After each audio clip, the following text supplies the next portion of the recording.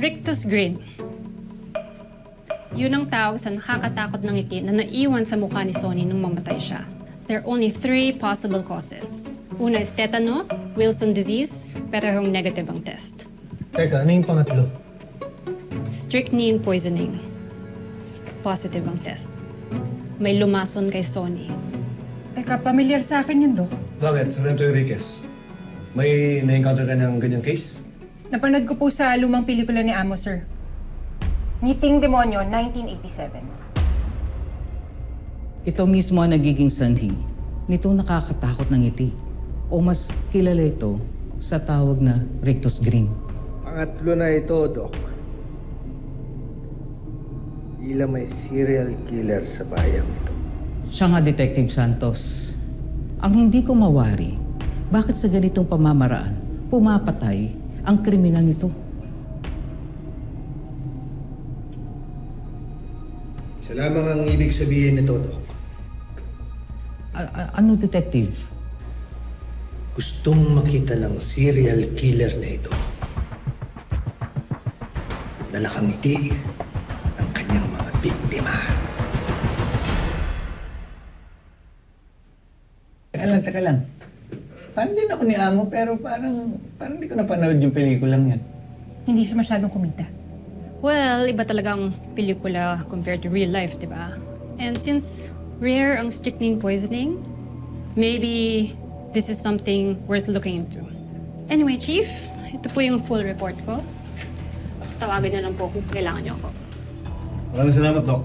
Well, it's been a pleasure. Tonyo, kung gusto mo mag-tubato, text mo lang ako, ha? Sige, Doc. O sige, magsiuwi na kayo. Teka, sir. Hindi ko ba natin pag-uusapan yung... Sarento, saka natin pag-usapan to. Tara!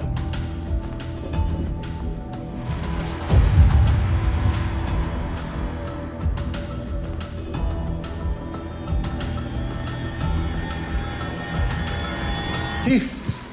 Chief, sandali! Meron ba akong hindi nalalaman tungkol doon sa San Isidro case? Total, nandito ka na. Sarento Enriquez. Ikaw na magpaliwanag kay Conde. Lieutenant Conde, gumawa ko ng sarili kong investigasyon. At nadiskubre ko na, una, yung mga maskara na ginamit ng mga robbers. Hinakaw yun sa museum. Sa mga memorabilia ni Victor Santiago. Pangalawa, yung mga linya ng mga robbers. Parehong-pareho dun sa pelikula ni Amo. At ikatlo, Itong pagkamatay ni Sunny, na-reference din sa pelikula niya. strike 3 na si Amo. Sa tingin mo, sangkot siya dito? Hindi ko masasabi, pero, di ba? Solid yung lead. Pwedeng sundan. Hindi na natin to pwedeng isang tabi.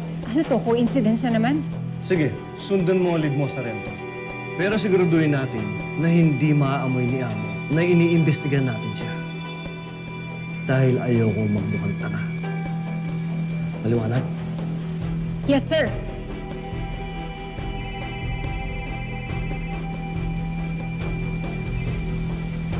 Hello, Mayor. Sige po, pupunta po ako dyan.